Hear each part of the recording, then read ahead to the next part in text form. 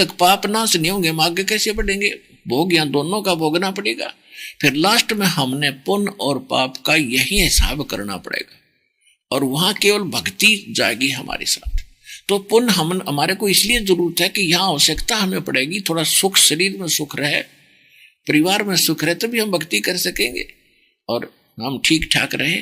और चलते समय इसके जो पुण्यों का अकाउंट वहां देंगे, जो और इसका हमारे ऊपर कुछ ऋण है, त्रिकुटी पर जाके हिसाब करेंगे, सारा लेखा जोखा करके फिर केवल भक्ति जो हमारी रियल भक्ति है, सत्य नाम की, सार नाम की, वो हमारे साथ सतलोक में जाएगी। उससे पहले जो साधनाएं हैं वो हमने यहाँ के कर्ज उतार कर यहाँ से बरी होने के लिए करना पड़ता है, ये करना ही पड़ेगा। हम कितने निकम्मे हो गए इस गंदे लोक में आकर। एक कमाल नाम का लड़का, घर वालों ने, कबीले वालों ने वो मर गया था, मृत्यु हो गई थी, उसका अंतिम संस्कार कर दिया था, जल प्रवाह कर दिया दरिया में। कुछ ऐसे कबीले हैं, कुछ ऐसे उनकी परंपराएं हैं व्यक्तियों की, जैसे 4 प्रकार से अंतिम संस्कार होता है।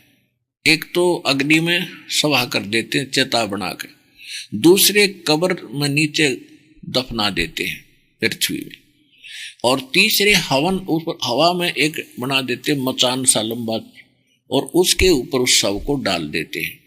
वहां पर पक्षी वक्षी उसको खा लेते हैं, जब कंकाल शेष बच जाते हैं तो उनको जल प्रवाह कर देते हैं। और चौथी प्रकार का जो अंतिम संस्कार करते हैं, कुछ ऐसे व्यक्ति हैं जो कहीं ना दफनाते हैं ना सभा करते हैं, वो एक फ्लोटिंग यानी तैरने वाला एक बेड़ा सा बनाते हैं घास फूस का, और उसके ऊपर शव को लेटा देते हैं और उसको जल प्रवाह कर देते हैं कि जल के जीव इसके मांस में खाएंगे, इसको पुण्य होगा, इसके कुछ कर्म संस्कार इसके भाग में लिखे जाएंगे जब ये किस योनि में जाएगा। तो ऐसा उन्होंने उस लड़के को जल प्रवाह कर दिया था। और शेख तकी ने एक जद लगा दी थी, क्योंकि परमेश्वर कबीर जी ने सिकंदर लोधी का जलन का रोग आशीर्वाद से ठीक कर दिया था, परमेश्वर कबीर जी ने। और सिकंदर लोधी ने गुस्से में आकर स्वामी रामानंद जी, जो परमात्मा के एक लोक दिखावा गुरु थे, उनका सिर काट दिया था तलवार से, और कबीर साहब ने उस सिकंदर लोधी के सामने जीवित कर दिया था स्वामी रामानंद वो पंडित जी। तो सिकंदर लोधी ने जब ये चमत्कार देखे और अपना दुख दूर हुआ देखा, तो सामने भगवान दिखाई दिया। ये बात उसने अपने धार्मिक गुरु से बता दी, किसको?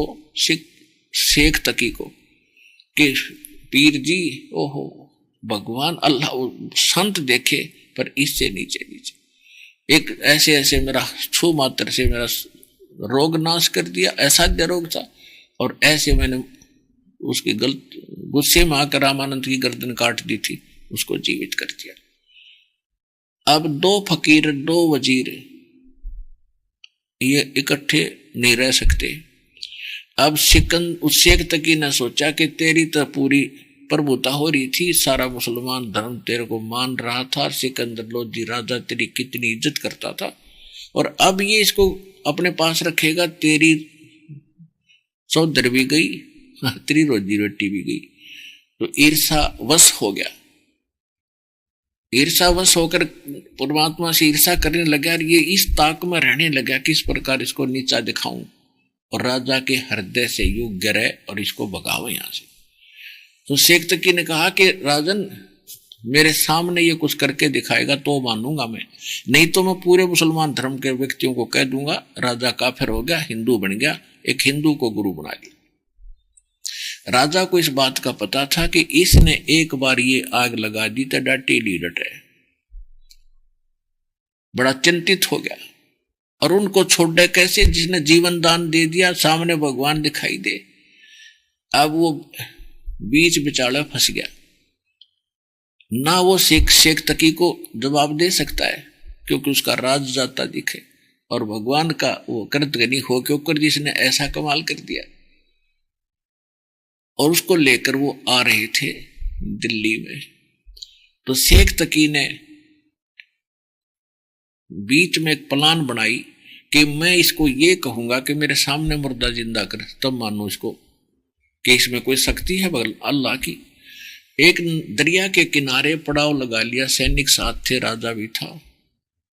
वे ना धो के सुबह खाना बना के यहां से चलेंगे। तो शेख तकी सुबेरा मुंह तो ना बोला है, सिकंदर लोधी थे। तो सिकंदर लोधी जान गया कि इसका जो तकलीफ है। पूछी क्या बात है शेख जी, क्या बात, क्या गलती बन गई मेरे से, कि अब मेरी क्या जरूरत है, तुझे मिल गया ना गुरु, ठीक है मैं जाके बताऊंगा सबको कि काफिर हो गया, ये हो गया। मैं तो जब जानू मेरे सामने कोई मुर्दा जीवित करे तब मैं मानू इसको। अब सिकंदर लोधी को समस्या आ गई, भाई न्यू कैसे या कैसे बात बने। अब वो तो अंतर्यामी थे और परमात्मा ये चाहते एक बार यो नालायक आदमी शेख तकी जब मान ले मेरे को, तो मेरे सारे बच्चे समझ जाएंगे, यू कह देगा उनको कि भाई परमात्मा आ रहे। पर उसके भाग में यह बात ठीक हो ना, कर्महीन गणा था। कहते हैं राज तजना सहज है, सहज तरिया का डे, और मान बढ़ाई ईर्षा और दुर्लभ तजना ये, और ये तजे बिना भगवान नहीं मिल सकता। कितने ड्रामे करते रहो लोग। अब सिकंदर लोधी जब कबीर साहब के टेंट में गया जहां भगवान बैठा रखे थे, दूसरे टेंट में वो शेख तकी था, तो चेहरा उदास था सिकंदर लोधी का। परमात्मा अंतर्यामी थे, फिर भी कारण पूछा तो बताया गया कि ऐसे ऐसे ये शेख तकी मेरा धार्मिक गुरु, ये मेरे सिर का दर्द हो गया मालिक, और इसने ये जिद कर ली है, यो नाश करेगा मेरा जाति। ये जाति कहेगा कि मैं इसलिए कह रहा है कि मैं जाके सारे मुसलमान समाज को बताऊंगा कि तू काफिर का शिष्य बन गया है, इसने धर्म बदल लिया। और इसने जब ये बात वहां कह दी तो मेरा राज नहीं है मालिक, आज आपके हाथ में है। आपको मैं, तो कबीर साहब बोले मैं चला जाता हूं, अगर नहीं आप नहीं जा सकते, या जान जा सकती है, आपको कैसे जाने दूं मैं इस नालायक के साथ। तो 20 साल हो गए, 10 साल हो गए दुख न भोगते ने, इसने जब ठीक ना कराया मैं। परमात्मा बोले यू के चाव है, क्या चाहता है, यू कैसे खुश हो। ये कह रहा है कि मैं तब प्रसन्न हो जब मानूंगा कि आप में शक्ति है, आप कोई मुर्दा जीवित करें। परमात्मा कबीर जी ने कहा कि शेख तकी ने कह दे कोई मुर्दा ढूंढ लिया है, ले तेरी समस्या का हल करूं। क्योंकि परमात्मा अपने भगत की टेंशन सहन नहीं कर सकता जब हम उसके हो जाएंगे। उस समय सिकंदर लोधी हृदय से उसका हो चुका था कि इस जैसा भगवान और ऐसा संत मैंने देखा नहीं, उस हृदय से चाहती। और आत्मा जब चाहेगी भगवान ने, उसी समय आपके साथ आ जाएगा दाता। चाहे किसी ने नाम भी ना, भगवान मैं आपकी शरण में आऊंगा और मुझे दया करो, आपने आपको ज्ञान सुन के उसी दिन कनेक्ट हो जाता दाता कनेक्शन। लेकिन मोक्ष तो होगा यहाँ आकर नाम ही लेने से। वो तो एक अस्थायी राहत आपको देना शुरू कर देगा ताकि आप दृढ़ता बनी रहे। तो सिकंदर लोधी हृदय से मान रहा था भगवान को।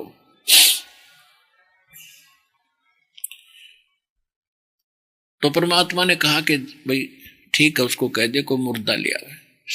सिकंदर लोधी ने जाके शेख तकी से कहा कि पीर जी कोई मुर्दा लाओ।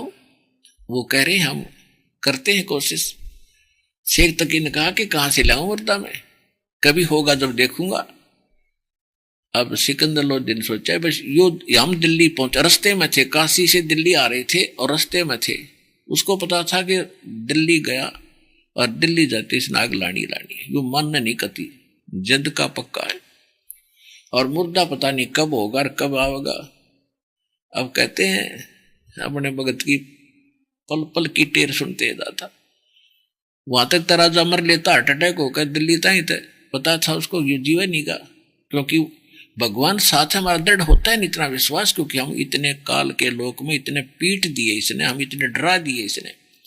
अब जैसे कुत्ता गली में बैठा हो, अरे का धन्य कम्मा उसका कड़ में उलट मार देता है और वो ट्या ट्या करता हुआ भागता है।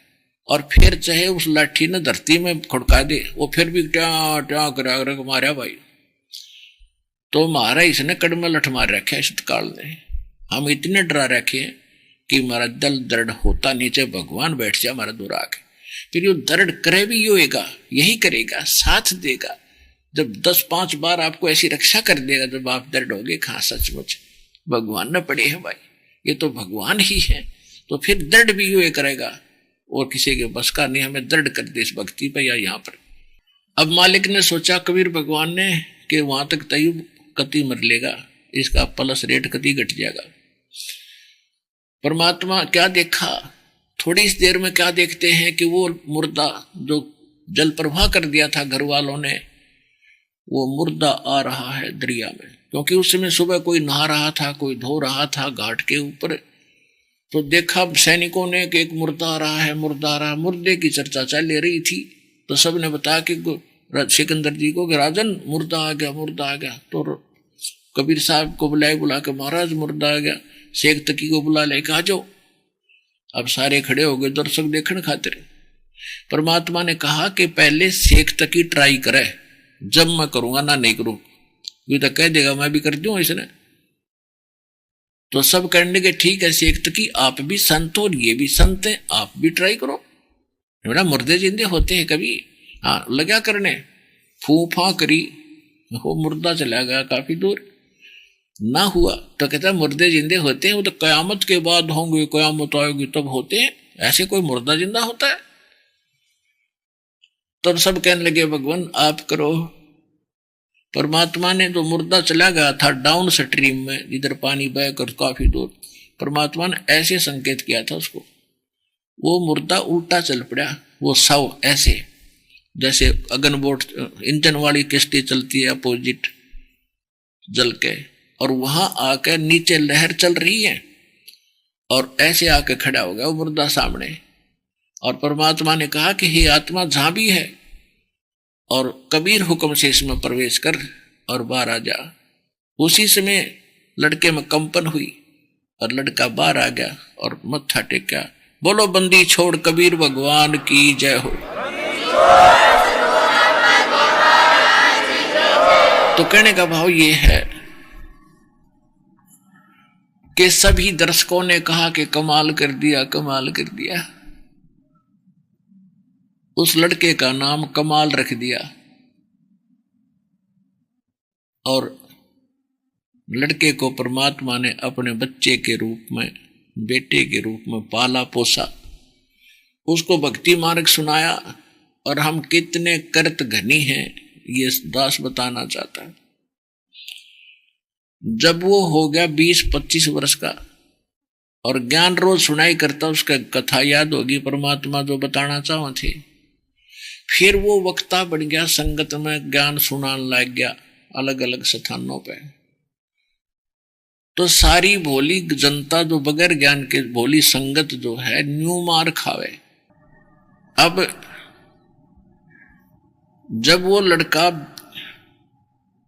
वो उसको ज्ञान हो गया, कथा सुनाने लग गया इधर, पुणात्माओं ये जो पीछे हमने गलतियां करी हैं जिन कारण से हम यहीं फंसे रह गए, वो फाउल पॉइंट बताए जा रहे हैं, हम कहां कहां मार खाते हैं। और इब कई मार खाइयो ना, नहीं तो बहुत बड़ी बात बढ़ जाएगी आपकी। अब क्या था कि उस लड़के को, जवान लड़का था, बढ़िया आवाज थी, परमात्मा का ज्ञान आत्मा को छूता है। चाहे कोई कीर्तन लल्लू पत्तू तो लल्लू पंजू सा भी सुनाने लग जाए कथा ने, उसको भी अट्रैक्ट करता, लेकिन उसके पास है तो कुछ नहीं, समाधान था ही नहीं उसके पास। अधिकारी के बिना यह कथा, यह ज्ञान सुना बराबर होता है। तो सारी संगत में लगभग ये हो गया अधिकतर कि अभी कमाल तो गुरु जी जैसा ही ज्ञान सुनाता है। हो कई तो ये कहते हैं गुरु जी से भी बढ़िया बात ज्ञान सुनाता है, इसका तो बहुत ही अच्छा तरीका है सुनाने का। ये बात कुछ भगत जो पुराने समझदार थे उनको खटकी के ये गलत कह रहे हैं, ऐसा नहीं कहना चाहिए। फिर तो गुरु जी कहाँ गुरु रहे, यू गुरु हो गया तुम्हारा तो। लेकिन वो अनजान थे, माने नहीं, परमात्मा तक बात आई। परमात्मा ने सत्संग के माध्यम से भी बहुत कुछ ज्ञान देने की चेष्टा की और कमाल को भी धमकाया कि निकम्मे क्यों कर्म बिगाड़े तू अपने, और क्यों न लेकर डूबे। लेकिन उसमें अभिमान छा गया। अब कहने का भाव यह है कि वो परमात्मा के साथ रहता था, सेवा करता था खूब, लेकिन सारा कुछ कर कर फिर बिगाड़ना तो फिर बातें खराब है। जैसे हलवा बना दिया, हलवा देसी घी का, और फिर उसमें उठा कर गोबर गिर दिया, तो कि खाक बनाया, फिर ना बनाता इसका अच्छा था। यानी भक्ति करी, गुरु जी की सेवा भी करी, और फिर अभिमान छा गया तो करा कराया नाश हो गया। वो ना बनाया, वो बना कहाँ फिर आपका, तो घट गया, खत्म हो गया।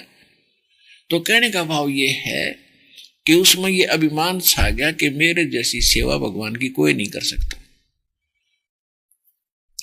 और उसमें जो श्रद्धालु उसकी तरफ आसक्त हो गए थे, उनका नाम कट गया, वो भक्तिहीन हो गए। और परमात्मा संकेत करा करते, भाई गुरु को तजय बजय जो आना, तापसुआ को फोकट ज्ञाना। जो गुरु को छोड़ के और अन्य में आस्था करता है, एज ए गुरु, ये न्यू भी कहते हैं भाई गुरु जी जैसा ज्ञान देता है, भाई यो तो कति कमाल कर रहा है, खाक कमाल कर रहा है। यो कहते हैं गोरख से ज्ञानी घने और सुखदेव ज्योति जिहान, सीता सी बहु भारिया ये संत दूर अस्थाने। परमात्मा से ज्ञान प्राप्त करके गोरखनाथ इतना ज्ञानी विद्वान पा के गया उस भोली जनता में, न जाने कितने जीव उसके पीछे लग गए थे, और बड़ा ज्ञानी है, बड़ा ज्ञानी है, बड़ा विद्वान है। परमात्मा कहते हैं गोरख से ज्ञानी गणे, ये ज्ञान चुरा कर दुनिया बकबक करती फिर, उसका समाधान तो है ही नहीं। और सुखदेव जैसे जति बहुत हैं। सुखदेव ऋषि जो थे ये अपने बड़े सोचे थे, और एक परीक्षा ली थी राजा जनक ने, ये खरे उतरे थे, एक औरत भेजी थी उनके पास, और उसने बहन बेटी माई कहकर उसको वहां से वापस कर दिया था। तो उस दिन के बाद सुखदेव जी जति रूप में प्रसिद्ध हो गए थे। और कहते सीता जी को हम एक बड़ी पतिव्रता और सती मानते रहे हैं। तो इस यहाँ परमात्मा बताते हैं कि गोरख से ज्ञानी गणे और सुखदेव जति जिहान, सुखदेव जैसे जति नरे पा जाएंगे, और सीता जैसी पतिव्रता औरतों की कमी नहीं, पर संत दूर स्थान, संत नहीं मिलेगा कोई आपको विश्व में, कोई एकाध ही मुश्किल से मिलेगा।